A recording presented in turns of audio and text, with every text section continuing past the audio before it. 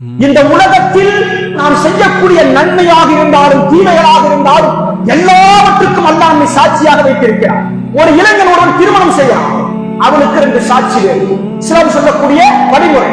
சொத்து பிரிவு உங்களுக்கு நடக்குது, அதுக்கு நீங்க சாட்சியை வைக்கணும். ஒரு மனைவி தவறான காரியத்தை செஞ்சுட்டா அதை நிரூபிப்பதற்கு நீங்கள் சாட்சியை கொண்டு வரும். அதே போல ஒரு அபலை பெண், அவள் மீது நீங்கள் குற்றம் சுமத்தினால் அதை நிரூபிக்க சாட்சி இஸ்லாம் சொல்லுது.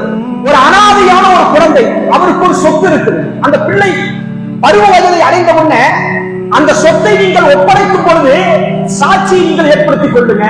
வமாகான ரப்புக்க நசியா, நீங்கள் இந்த உலகத்தில் செய்யக்கூடிய எல்லாவற்றையும் உங்களுடைய இறைவன் கண்டுகொள்ளாமல் இல்லை, எல்லாத்தையும் பார்த்துக்கிட்டு இருக்கிறான். அப்ப எல்லாவற்றுக்கும் அல்லாஹ்விடத்தில் பதில் சொல்லித்தான் ஆகணும். எல்லாவற்றுக்கும் ரப்பிடத்தில் சாட்சிகள் சொல்லிதான் ஆகணும். யாரும் தப்பிக்க முடியாது.